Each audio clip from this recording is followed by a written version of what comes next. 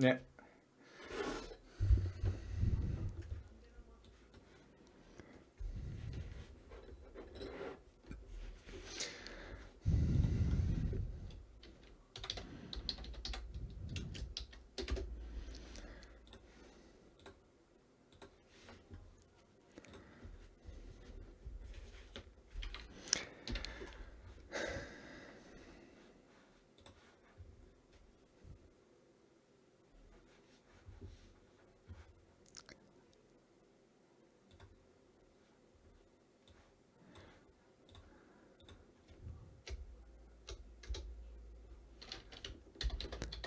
Just setting up the stream over here, letting everybody know.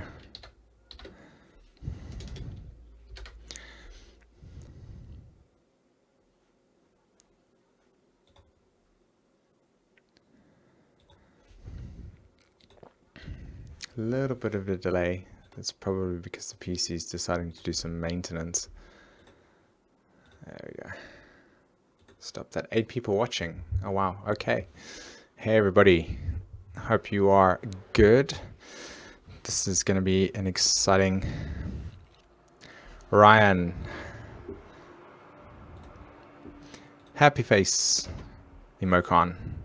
So we're just going to kind of let this experience naturally and organically move into direction. And we've got some people already on our stream. Like I said, I'm just busy letting everybody know through Facebook, Twitter, etc. that we are online. So I'm really excited to be sharing a lot of stuff with everybody today, to be honest. Verify identity. Okay. Why? Okay.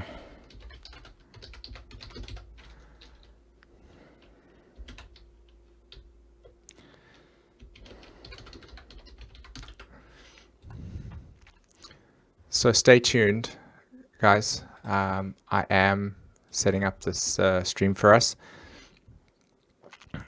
Cool, we've got people from Hawaii. Hello, hello.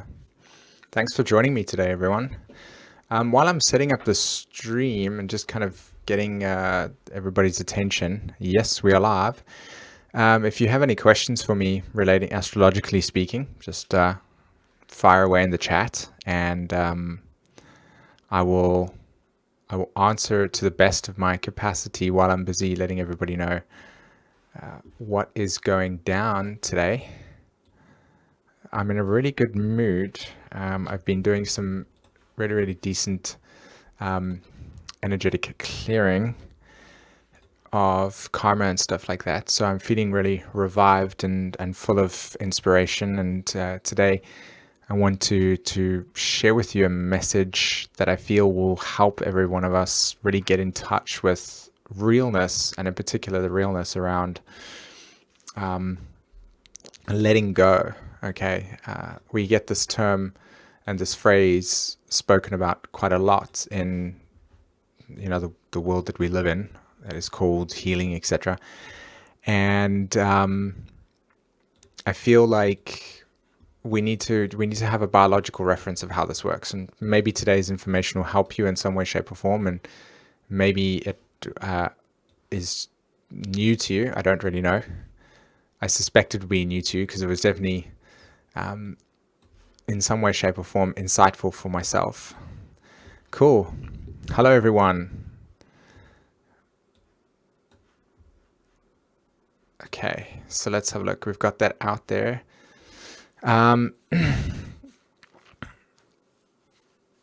Yes. Are you talking about, Mr. Bravo? Are you talking about the current energetic cycle and the planets at this point in time? Let me get up Solify to have a look at the current transits at the moment. Mercury, Sun, Venus, all in Cancer. I'm just going to change the web style quickly to something more holistic. Where are you? I'm just busy working with Solify at the moment to get a chart that gives me all of the energies. I know I've specifically, there we go, updates. Cool. Okay. Hi, Saturn 10th house is listening. Yeah. So how many of you have, how long have you been looking at Raising Vibrations channel, by the way? And what really makes you feel what makes you feel that you want to come back to this channel? And the reason why I'm asking you this is because as I'm doing more of the work on myself and getting in touch with clearing out my own personal karma and really getting into my own soul's journey, this channel's morphing and changing as that process takes place. So the things that I'm going to be, helping everybody with and really getting into what my perspective is about has got a lot to do with linking astrology and healing the body. Okay, as that's what's arising for me. And so I wanted to know, like I said, what brings you to this channel? What do you find inspirational, or what attracts you to this place? And how can I then, in some way, shape, or form, provide a platform for you to still be entertained by your own needs, but also at the same time allow me to provide you with a perspective of reality that is, from my point of view at least, incredibly essential, which is to heal the body as a spiritual story, as a spiritual experience. So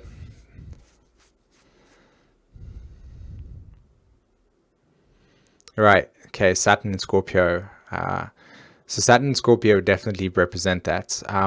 Does everybody know that this channel is primarily about the nature of this evolution of the soul? So I speak a lot about how the soul actually evolves itself through its experiences, and then how those evolutionary experiences provide you with a way of not only empowering yourself, but also understanding what your maybe cosmic role is in this sort of place. So evolutionary astrology is a big thing. So for me, when I naturally see souls that have got like Saturn in Scorpio, for instance, I know that on some deep level there's a lot of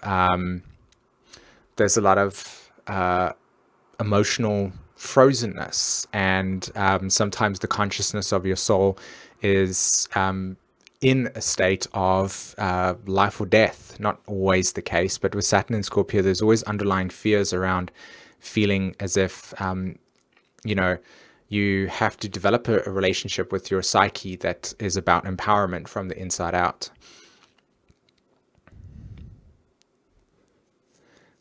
So just giving you a perspective of how I see the planets themselves. So if you like, somebody had written in the chat there, you spoke about Saturn in the 10th house. Now, somebody that has Saturn in the 10th house like myself, that's a lot about emotional suppression, and it's got a lot to do with experiences in which in this lifetime you have to develop a deep sense of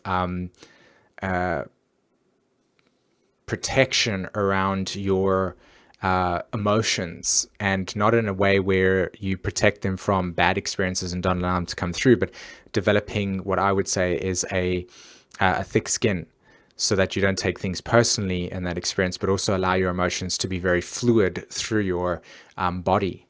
Saturn in the 10th house is a nice experience through mundane astrology, because we only focus on Saturn in its own house. Oh, it's happy in its own house. But from the point of view of our idealistic perceptions of planetary archetypes and the reality of the situation, most people that have got Saturn in the 10th house will struggle with a relationship to the father, depending on, of course, if there are strong aspects or negative aspects in that sense, or needing to be developed aspects. Let me put it to that way.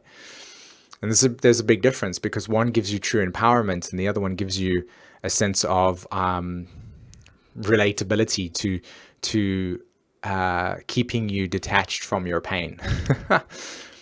And so that's a big deal with Saturn in the 10th house. Just maybe I'm becoming a little bit too intense there, but that's who I am. So yeah, Jay, you write, going from karma to dharma, awesome. North node healing it all. It'd be interesting to know, Jay, do you actually have the North Node and Pluto in the same house or conjunct each other by any chance?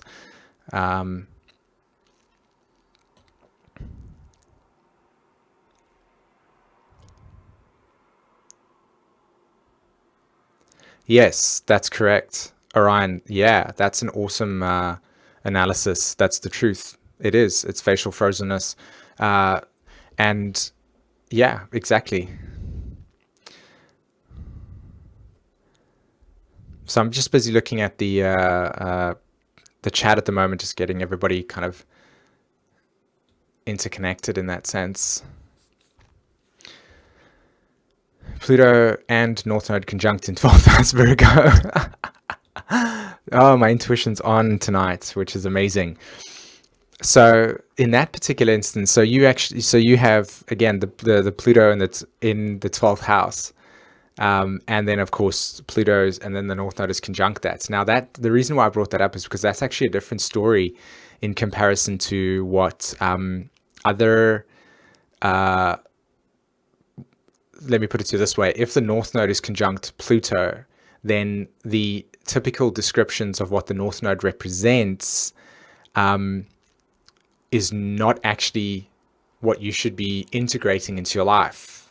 Because, and the reason why I say this is because generally speaking, when the North Node conjuncts Pluto, the soul has actually already actualized its North Node. It already is doing its Dharma. You just don't recognize it because the nature of Pluto itself and the North Node has this paradox. So if we had to take the word Pluto and we had to then open it up and understand it in a more deeper way, what it actually represents is all the emotional or unconscious emotional attachments that we have to life. So what do I mean by unconscious emotional attachments? I mean our relationship to our reality on a very deep level that we will naturally gravitate towards, and how that gravitation becomes something that is actually linked with our sense of empowerment. And under the empowerment, there's a sense of security, because who doesn't want to feel empowered, right? And then when you have something like the North Node, for instance, you take the North Node, let's open the North Node up and let's really access its true understanding. The North Node, firstly, in comparison to the South Node, is like this. The North Node is 180 degrees away from the South Node.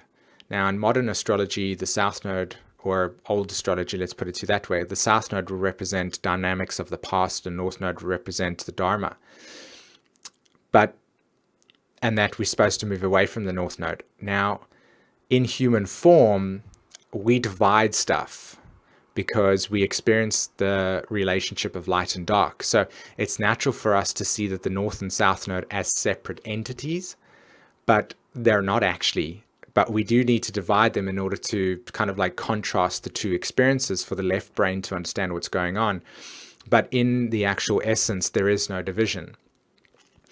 The only thing that I would say is that the North Node, relative to no division, is the unknowingness of how to balance energies in your life. So when you're trying to authentically integrate the North Node into your life, what you are actually trying to do is bring more of the energy that it is in. So North Node in Gemini, for instance, South Node in Sagittarius. The natural relationship you have to reality is to orientate around looking at the bigger questions in life.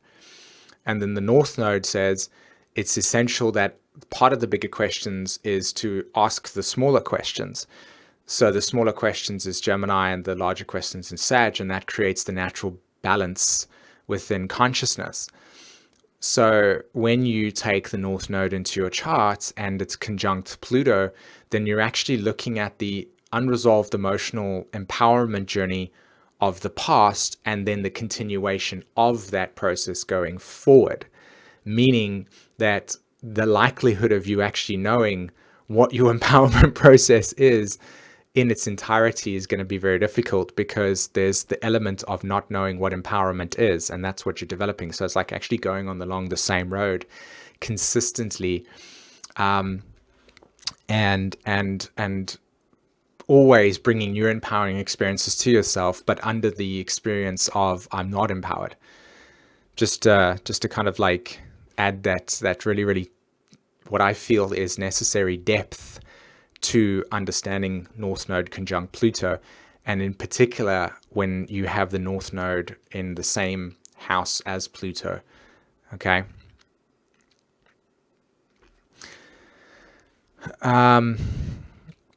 Okay, so I'm going to quickly go through some of the questions while I was babbling on over there for everybody.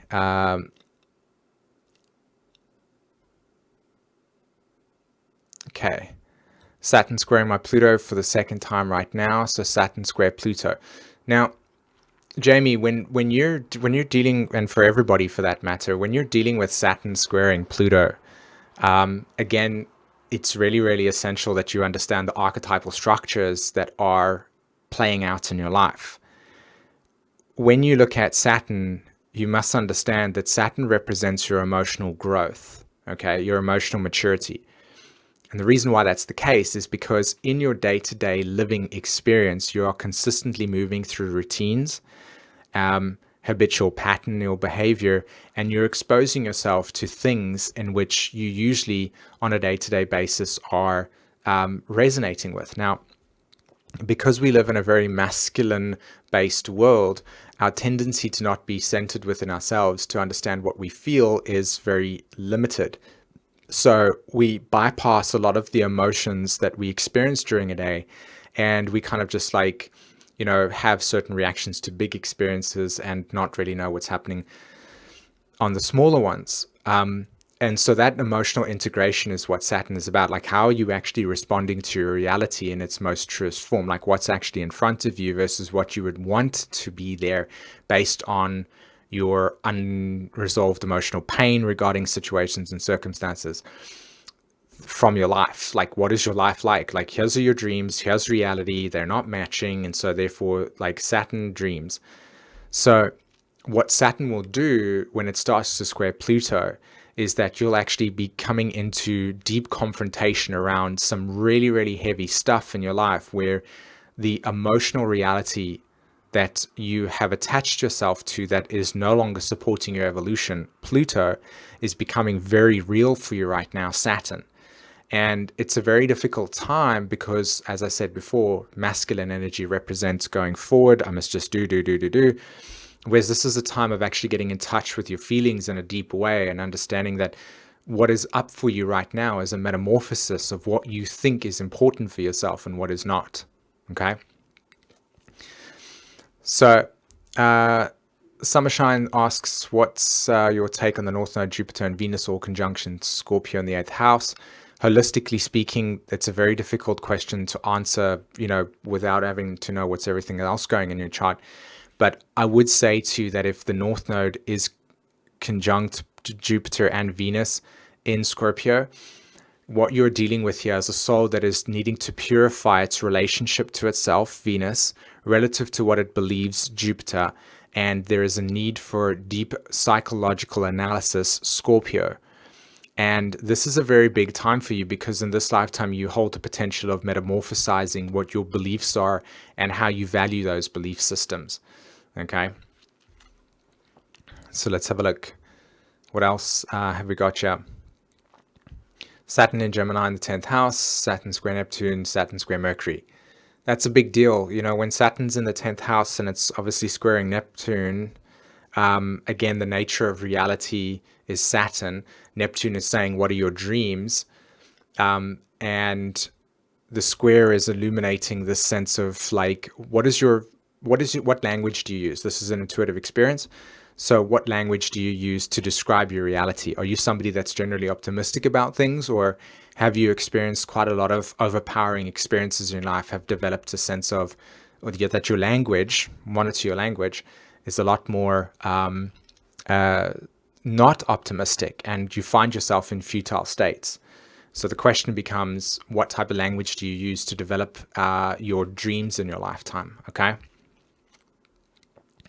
Mr. Bravo, yes, most nodes are retrograde. That is correct.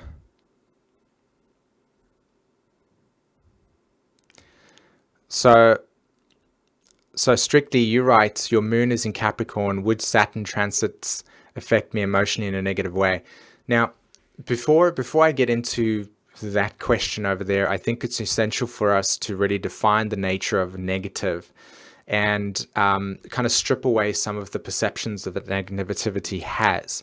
Now, I don't know what your relationship to the word negativity is, but I'm going to say that the way I interpret it is that negativity means something that I don't want because it promotes a sense of irritation or doesn't allow me to facilitate happiness or the idealization of what is possible for me. And what I consider negativity to be is the divine feminine. In other words, the archetypal structure that keeps us grounded in a way that actually empowers us. So when somebody has the moon in Capricorn, like my daughter, for instance, and eldest son, there's an incredible heaviness that you carry with your emotions. And the purpose of this experience is to not actually allow the heaviness to be present with you, but to allow yourself to be deeply connected to what your emotions are. So if you have moon in Capricorn, there's a deep need for connecting with those emotions and really, really understanding life in a more mature way. So generally speaking, moon in Capricorn energies only start to thrive later on in life because the older you get, the more emotionally mature you become, which then allows the vibration to become more positive in the sense of where people will gravitate towards you for your wisdom. However, as a young child, you'll probably be taking on quite a lot of energy and emotional responsibility from others, which can create the heaviness that is defined as negativity. But when Saturn transits those planets, yes, there will be an extra dose of dullness that could take place in your life. And my sense towards you is to allow yourself to feel more at ease and allow yourself to be more cocooned in your experience versus the feeling of needing to go out there in the world and try all these different things. Because, of course, Capricorn wants you to succeed in a masculine world. Whereas in a feminine and balanced masculine world, Capricorn is really about just slowing down and chilling out and just saying, hey, is this the direction I want to go in? And when the transit's over, I feel more connected to what I feel is essential for me. And then when you do that, all of a sudden, you find yourself on the right path. Okay? Cool.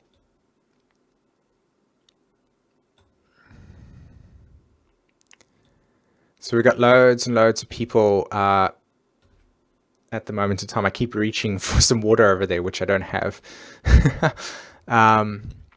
Okay. So let's look at some of the questions that we've got over here. Okay. So Avilion writes, hi Simon, what is the meaning when Saturn transits the third house, conjunct natal moon, and what can happen? So when Saturn transits the third house and conjunct natal moon. So again, there's this issue, when Saturn transits the third house of the astrological charts, the nature of your language is going to be changing for yourself. So this is a time where you probably feel a need for emotional growth around your feelings of communication. I would absolutely use this opportunity to do more research into things that you love. And the purpose of the experience is to encourage you to open up your mind in a more intellectual way. Okay. And really, really step into a deeper sense of empowerment regarding I want to say other things, but I think language is really a key important thing here. And so this is what I mean about language. I mean that if your language is aimed at a specific paradigm of consciousness and you get asked to solve certain problems along your soul's journey and your language is not inclusive of that solution, then you find yourself limited in your capacity to solve them. So when Saturn transits the third house, there's an emotional block and feeling of futility that needs to be recognized first. And this is something that's really essential for every single one of you when you are dealing with Saturn transits. And somebody asked me in in one of the threads on a video, why did you do the Saturn series? And I've been focusing on Saturn. And the reason why I say this is because it's becoming a lot more apparent to me that if anybody is feeling the need to actually authentically bring yourself into an empowered state, Saturn is a very, very, very, very big energy to work with. And again, the reason why I say this is because emotional integration and emotional like response to reality and emotional growth comes from Saturn. And we tend to live in a very sort of like stimulated world where things are a lot more faster than what Saturn represents. And so we can get frustrated and feel futile when we're not getting things as fast as we're generally used to them. You know, we live in this gratification type of world. And unfortunately, with Neptune moving through Pisces, this is becoming more and more prevalent that, you know, the faster internet, the online experiences regarding purchasing stuff. And how many of you have ordered something on the internet and then kind of like waited at the door for, you know, there's a delivery that's going to take place and it's like, oh my God, it's going to take 3 days to get you. And you're like, you know, like, it doesn't matter if if it's okay to feel that way, because I felt that way. I'm like, oh my God, 3 days to get you. Are you kidding me? Think about what people experienced 15 years ago when they needed a letter from their beloved and they had to wait like a week to experience that joy. And now in comparison to the 3 days for some, you know, gadget that we've got. So, you know, Saturn really teaches us the sense of like getting in touch with things that are real for us and feeling our emotions, because that's where the soul comes through. So that's why Saturn's really important for me at this stage. And that's why I'm sharing it with you at the moment. Okay, so Octavia speaks about Pluto in the 12th house, Saturn in the 1st, Mercury 1st, and Sun in 12th, all in Scorpio, Neptune, Uranus. You know, I want to encourage everybody to recognize something here that I think is really, really important. And this is something that I will hold with my integrity. I will not let it move left or right. It is what I fundamentally believe is essential for us at this lifetime, only because I've had to go through the experience myself. And that is just that no matter what you do in this life, we all have free will. That's why we came to Earth, as one of the lessons is to experience the nature of free will in itself. Whatever you do with your existence, whatever you find fascinating, etc., great. But if there's one thing that I can honestly ask you to do from the bottom of your heart that is connected deeply with self-love, is spend time in like investing in your astrology, spend time investing in your life in terms of your emotional work, your spiritual work, and do not see it as something that's just promoted through media or slanted through media or science's debunking of it, and put it aside, etc., as just this kind of entertainment aspect. It's not the case. And for me, personally, I feel like holding the flame for everybody, including myself, to realize that how important it is to not bypass your spiritual work as a way of, I think that's just not bypass it, period. I think it's actually probably one of the most important things that you need to integrate into your life, because not only do you actually develop genuine heart-opening experiences, but you also are able to understand truth in a way that is a lot more liberating than what there is in terms of liberations, you know. So Pluto, for instance, in the birth chart represents these separating desires that we have. And fundamentally, the reason why we have these separating desires is because we search for love. We search for love and we look outside of ourselves for it. And then what happens is that when we connect to that love through an external object, it becomes loveless once we have osmosed with it, because it's the relationship to getting to it that was this purpose. So like I said, with Pluto, for instance, we osmose with everything that becomes this process until eventually we come to this, this natural state within our consciousness that we realize that the thing that we're actually searching for exists within us. And then we start to begin exploring this universe and this cosmic energetic field that exists here, that's invisible, but yet at the same time is so incredibly vast that it's almost as if it takes a lot longer to be marveled at than the external objects, and they kind of lose their value to a certain degree, the external experiences. So when it comes to astrology, a lot of us, including myself, as I became aware of this process, I try to figure out my symbols, I try to understand things, etc., etc. And my advice to you along this process is to slow down, okay? To slow down.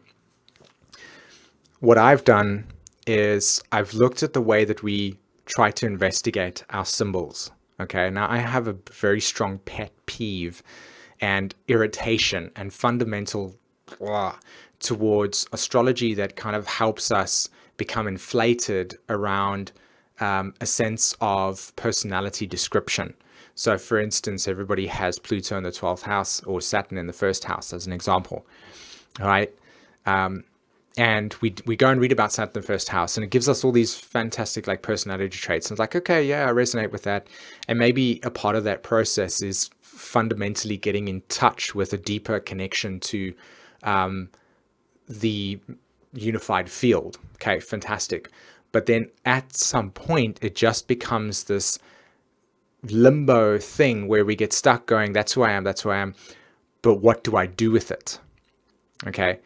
And we can get stuck on the internet reading all the multiple different types of perspectives that are out there and kind of sieve through the information that is essential for us and what is not. Whereas, you know, and this is what I'm trying to speak about at this point in time, is to take it seriously and to really slow down with the astrology and say, okay, I've got Pluto in the 12th house. I'm going to spend just a month just working through Pluto in the 12th house, like working with that, because I promise you right now, that as much as everybody sits here today and we can go off and say, okay, I've got Pluto here, I've got Saturn there, I've got to do this over here. I promise you the complexity of the synthesis regarding all of those symbols is so incredibly difficult to do as initially that it becomes more of a mental gymnasium and an experience of, you know, just roller coasting on like a pardon me for being sarcastic here, and I don't mean this in this true sense, but that is a little bit. So I am being honest with what I'm going to say right now. But I feel like what we are is we are like these rats that are just running in this wheel, consistently going over the same thing, over the same thing, over the same thing, and we're not actually fully integrating what Pluto in the 12th house means, or Pluto in the 10th house, or Saturn in the first house. So take your time, slow down, work with the material, work with an archetype, invoke it into your life. So for me, for instance, like I would take Pluto in the 10th house and I would work with that archetype for a month and really get stuck into that process. What does it mean for me? How does it represent it in my life? And then from there onwards, kind of put your chart together piece by piece, or work with an astrologer. You know, my work in itself is designed specifically to synthesize it for you, give you the information that is necessary for you to integrate, and then you go about your journey.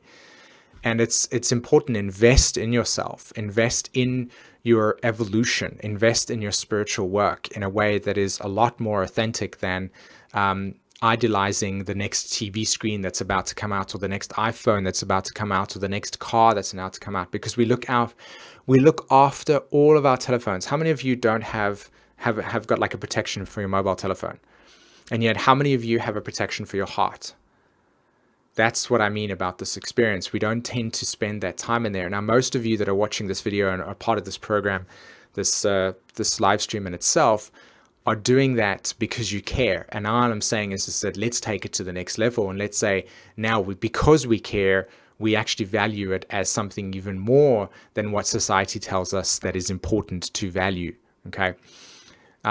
So that's my little trip there for everyone at this point in time. I'm going to go now into the chat again to see what everybody's saying. Okay, let's have a look.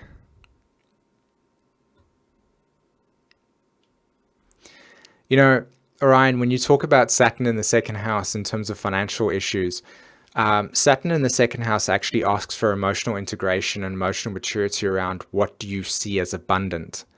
So there can be two ways that this can play out. Either you can look at life and say, through my experiences of needing to take responsibility for when I was growing up, my life was really like, maybe I grew up in I grew up in a ham. I grew up in a home where the financial burden and responsibility was placed on me. Okay. Now, I'm not saying that's me. I'm saying this is a Saturn in the second house type of situation. When you're dealing with something like that, it's easy to grow up with unconscious emotional relationship to having so much responsibility towards the second house that it becomes overbearing, and you don't develop or open your heart to a more cosmic potential that the second house is offering. So what I'm really trying to say here is that with Saturn in the second house, it can be very tough on you to feel responsible for everything and not really feel the truth that is the second house. And the second house is all about understanding your abundance. And how do you sit in a room? I'll give you an example. Let's say, for instance, I put you in a room, and in this room you have no distractions, okay? And you got to be there for 6 days. How do you sort of sit with yourself quietly and observe yourself around of it and say, how do I make this comfortable for myself? What do I use what resources do I have available to me that allows me to make this experience pleasurable in a way that it originally isn't?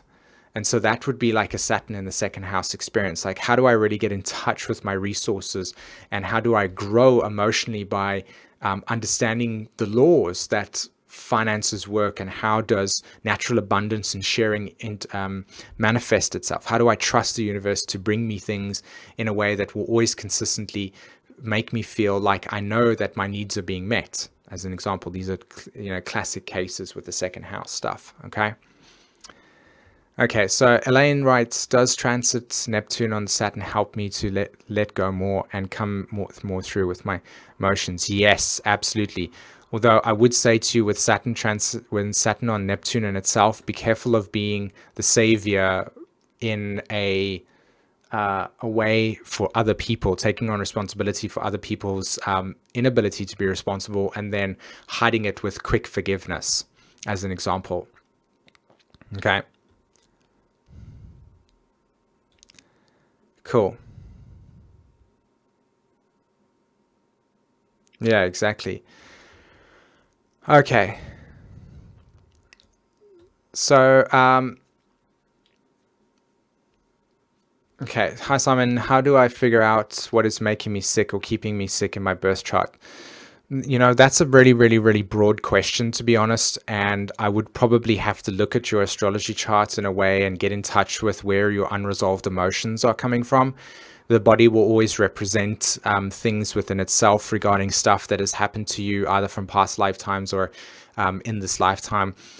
If you are sick in that sense, I actually do encourage you to contact me privately through email, and really, really write a big list, like write a big email for me and tell me about the things that have the injustices that you've experienced in your life. Tell me about the things where you haven't felt things have been fair to you. Tell me about the things where your state of empowerment has been enlightened and then it was removed. All the stuff that has not given you a sense of feeling like your organism can fight, because that's what a sickness is. A sickness is where the body is actually fighting against an invasion. So where have you been invaded? Okay. So Sati writes, thank you for this event. How do you interpret is that Chiron conjunct the moon? Is that what you're saying over there with Chiron conjunct the moon? So if that's the case, I've been really wanting to share my thoughts on Chiron with everybody for a long time. I do feel that I need a little bit more time to ground through pictures and imagery what it is that I feel about Chiron. But essentially, if Chiron conjuncts the moon, I would say to you that this is a lifetime in which the relationship to your outer planets. So this is what I'm saying. So if you have Chiron in your chart and it's connected to your south and north node, or if you've got Chiron conjunct the moon, or Chiron conjunct Pluto, or Chiron doing anything, you look at your outer planets, Pluto, Uranus, and Neptune. Okay, get in touch with those three planets themselves. And when you get in touch with those three planets, you'll understand what Chiron is representing in your birth chart, because Chiron is that relationship to transpersonalism. So it's like, here's your physical body, Saturn. There's the more etheric world around you. And Chiron is that guy that goes, hey, that's what you're sensitive towards. Hey, that's your path. Hey, that's what you're really here to do, etc. And your 3 outer planets will always give you that information, okay? Okay, awesome. So what's your thoughts on progressed charts versus transits? Now, this is an interesting discussion. Transits themselves are experiences in which your inner relationship to yourself is being changed. And so therefore, what will naturally reflect outwardly is the change that is occurring within you. And then progressed charts, really, in my perspective, is the relationship of how the current evolution is manifesting for yourself in relationship to your birth chart. So again, when we're looking at evolution, we're looking at a progression, we're looking at a movement of something. And so the birth chart will represent your moment in time and your collective evolution as you've moved along. And the progression will tell you how you've progressed, basically.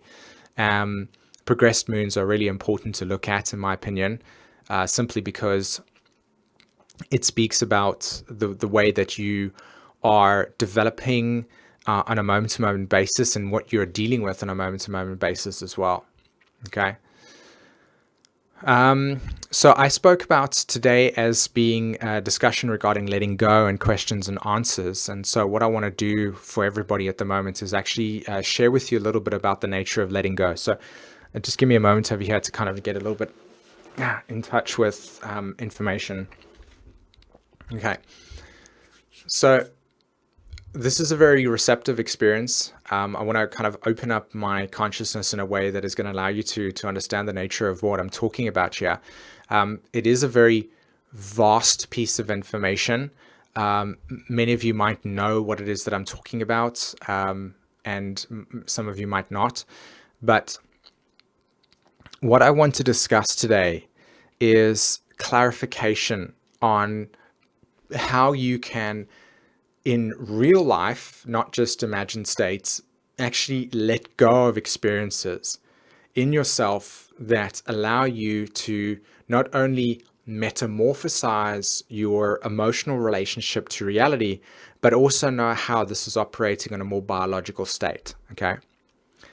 And the brain has a very strong connection to what I'm talking to you about today, okay? So what is letting go? Okay, there are probably a diversity of definitions, interpretations, representations of what letting go represents. Today, what I'm defining letting go as is the process of coming to terms with something and allowing yourself to understand that the experience that you were energetically, spiritually, and psychologically connected with is no longer needed for your evolutionary progression. And so therefore, the process that has been crystallized and osmosed with needs to start unwrapping itself like this and allowing the process to then dissociate, and then allowing the new core of your metamorphosized self go in a new direction for opening yourself up to new experiences, okay? And transits and progressions, Pluto, these are the types of things that will naturally happen. But why is it so difficult to let go? Why do we connect with things in such intimate ways and find ourselves struggling with letting go processes? Now, for me personally, I've been dealing with, unresolved emotional connection or wounding around narcissistic parents, and having to really get to the core of why within inside of myself it would be difficult to let go of some of the biological attachments or symbiotic attachments I have to the parent dynamic, because the healing process is to actually let go of them in that sense. And yet simultaneously my body wants, and my biology wants to say, but like, that's unnatural. You don't do that as a child, but you have to. So the actual biological process of letting go has got to do with the limbic system, okay? Now, the limbic system is situated in what would be classified as the midbrain. And I have a video on YouTube called Heal Your Body. I highly recommend that you watch that video. Okay, because it gives great insight into what I consider to be one of the most important paradigms to evolve through as a human being, or to understand your deeper connection to source and opening your heart. So what I'm saying here is that the limbic system situates over here, okay, and the midbrain. And the limbic system's function, which there are many of, has two specifically in this case. One is the process or the organ called the hippocampus. And two, we have the amygdala, okay? And the amygdala and the hippocampus are directly connected in the sense that amygdala tells us through our senses what is going on, like how do we react to things. And the hippocampus is where imprinting is stored. Okay, so that's why when a child, or even in this conversation right now, when you are learning, or let's just use the child experience, when a child is developing its relationship to its reality, to the outside world, it's critical that they are able to feel safe in their association with the outside world at their young and very vulnerable state, because what the hippocampus is doing is it's saying, I'm like this big storage box, and I'm going to keep everything that I know in here. That is how I experienced my reality. And the amygdala, he's going like this. He's going, okay, well, I'm here to keep you safe. And the way that I'm going to do this is that anything that comes into my field, if I see it or identify it as dangerous, I'm going to send information to the body to react in a way that tells me to be defensive, or to run away, or to experience fright or scaredness, or defensiveness, etc. So that part of your brain is being developed as you are growing up. Now, most of us in our unconscious states will have assimilated a boatload of experiences that would have been stored in the hippocampus that will be defined as negative experiences, okay? Experiences that were not beneficial to your heart being opened, your sense of trust, your ability to feel open and vulnerable and be able to protect yourself in your life. So what we're dealing with here is that as you grow older in life and you start to then operate in a psychological state in your relationships and in life, your defense mechanisms become these protectors, these defenders that prevent you from opening up what's existing in that time frame of the negative experience, or of the disempowering experience, or the experience that left you disempowered or futile, or however it disappointed, etc. That's all stored there, and it defends it by a very masculine way of saying, nope, like you maybe disconnect, disassociate, change your path, etc. So the amygdala then becomes this center where if a situation at the age of 28 arises for you, and the amygdala is responding to the situation saying, hey, the last time you were over here, this didn't work out for you. So therefore, this is how you respond. So when we experience Pluto transits, when we experience Uranus transits, we have an emotional connection to that experience that gives us the impression through the biology that whatever is occurring for us right now is not okay. And so therefore, when we step into the unknown, or we go into places within ourselves that remind us of these more darker, heavier emotions, we're never going to be open enough to feel the potential of liberating ourselves. So we tend to find the process of emotional release and emotional letting go as being an incredibly painful experience. And again, it's because it's biologically scripted within our neurological processing that it's not okay. It's like it can't work. So what I'm trying to encourage everybody to understand regarding the letting go process, and I mean, there's a larger process to this, which I'll talk about in terms of the Uranian archetype.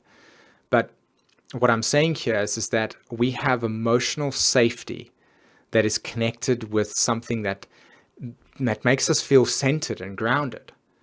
And when that gets triggered through encounters, through life experiences, through psychological transits of Pluto, etc., it's very difficult for us to just openly jump and say, hey man, like this is my journey, I just got to do this. No, it becomes a process of like, oh, like damn it. So I encourage you to really get in touch with not only developing your research around the brain itself, and in particular the limbic system, but also your relationship to time and timelessness. Okay, so what do I mean by time and timelessness? Okay, in psychology, it's been scripted that when we have habits, there is a specific time frame that we have in order for habits to break. And the reason why it takes time for us to break these habits is because we need to replace the habit that we have with another habit in order for us to feel emotionally connected to something. In other words, to actually feel like we're present. And the reason why this is the case is because we all need an ego. We all need a personal relationship to something in our lives in order for us to evolve through. Okay? That is why each of us have different paths in our lives, because the emotional response and connection we have to whatever it is that we validate and essentially become connected to is our own journey, right? And then what we consider synchronicity to be is just emotions transcribing or just moving along the same path for a certain period of time, and you're finding a sequence that is essentially what you're resonating with, and then at some point you'll move into your different directions. And so it's like a stream. And so we relate to our lives through emotions and our self-identity. So the amygdala and the limbic system is that process of emotional relationship to things. That's why it's called the mammalian brain, because we connect through inclusion. We connect through feeling things and allowing ourselves to know that there are more than just one of us. And at the heart of that, it's the feeling of feeling safe. So when we replace or let go of things, it is incredibly difficult for us to feel safe, because our relationship to what it is that we have associated with is no longer supporting us anymore. And I can promise you right now that Pluto's transit through Capricorn, Venus is transit through Cancer, the Sun's transit through Cancer, Mercury's transit through Cancer, South Node and Neptune all transiting through Pisces. These archetypes scream emotional dissolve and loss of inspiration and realignment with something that's new. So naturally, we're going to be in a state of like, that's who I was, that's how I associated myself with, that's how I evolved myself through, that boat is now sinking because no longer can it support this new higher vibrational state of consciousness that I'm opening myself up to. And so I've got to build a new one, but I don't know how to do that. So therefore, oh my God, I don't feel anything under my feet, panic, anxiety, stress, chaos. And we deal with this when we go through deeper transits. And most of us, and I'm speaking on my behalf, but I am also being really truthful here and saying that for us to really go into the basement of our own unresolved emotional stuff is not something that we just pick up the backpack with the flashlight and go, come on, man, I was born to do this. No. We first have to go through a lot of anxiety, a lot of panic attacks, a lot of feelings of if like we've got to deal with this stuff.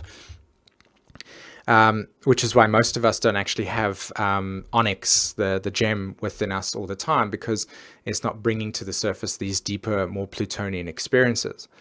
So when we are ready to go into the surface or beneath the surface of our psyche and really bring up the stuff that influences our reality and confronts it, then you will see the process of metamorphosis. And this is what's actually occurring for us right now. The process of metamorphosis is letting go, because the caterpillar itself does not know it's going to turn into a butterfly. So what it does is it just knows that its first initial step in its blueprint is to cocoon itself into a safe place. And then what happens is that once we have created this safe place, we dissolve into our most organic form, which is just liquid consciousness. And then from that process of liquid form, if you have a look at it in a really, really beautiful sense, from liquid form, you actually see the organic mutation and process of DNA reconstructing itself into cellular molecular structure that is a butterfly. And we all do this process, but we have to know what the letting go process is. And the letting go process is identifying with something, understanding that the identification process is being dissolved, and so therefore a new identification is taking place, and that we need to encourage ourselves to know that for a period of time we do actually have to trust. And it's like a monkey that is on a vine that basically knows that its next step is to connect with the next vine in front of it as it swings through. But for a period of time, it will be suspended in midair in which there is no connection between two vines. And that is just 12th house. That's Pisces. You just got to trust, man.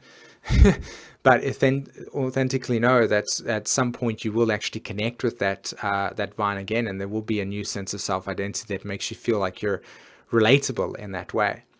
So letting go has got a lot to do with the process of the limbic system and how your amygdala, which is there to tell you how things are working, how you're responding to reality, and what you want to get in touch with is your language towards the process. Okay, I get it, brain. You're telling me that, or your limbic system, you're telling me that this is an unsafe experience. And the reason why you're doing this is because you don't have anything to emotionally connect to and relate to.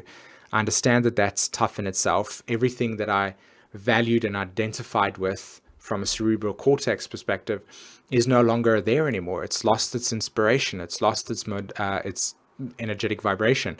So I'm just letting go. I'm retracting. I know you can't identify with it anymore, but at some point I will start to identify with new things, and that process is the metamorphosis experience. So yeah.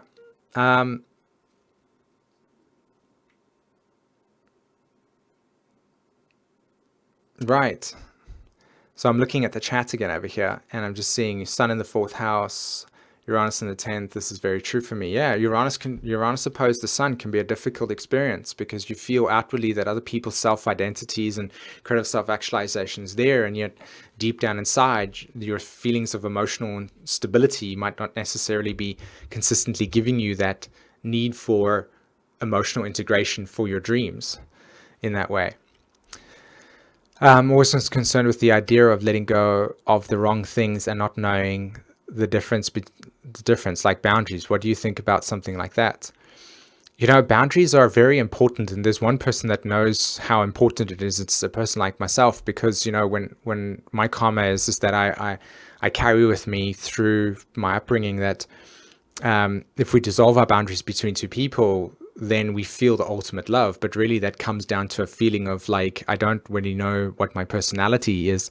So therefore the absence of boundaries doesn't see my reflection.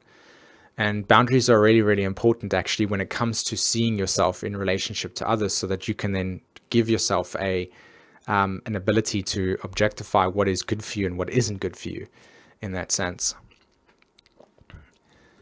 Right, and letting go of the wrong things, you know, in particular when it comes to, I would say, I would define letting go as things that are harming you. You're a bioorganism that is essentially trying to survive. Don't make it more difficult on yourself by creating realities that don't support your needs, your emotional safety. Yeah, I need to build a new ego because I grew up with a narcissistic brother and a narcissistic best friend during teenage years. I can see how that shaped me. It's so difficult to change through, although I know not. Yeah, it's the truth. It's a really, really, really, really difficult experience to work through, because there is a narcissistic injury that we all experience where we feel victimized by by the injury itself. And it's another live stream which I'll be happy to talk about at some point.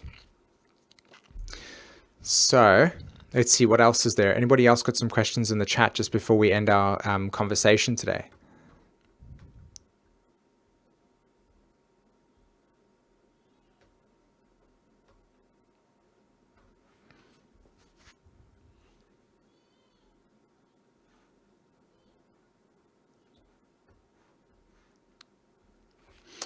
Okay, awesome. Well, guys, it's come up to the hour, and this is my time with you today. Thank you so much for being present with me. I really hope that you found this in some way, shape, or form insightful. And I will see you next time on our stream, okay? Have a fantastic day. Take care, everyone. Bye-bye.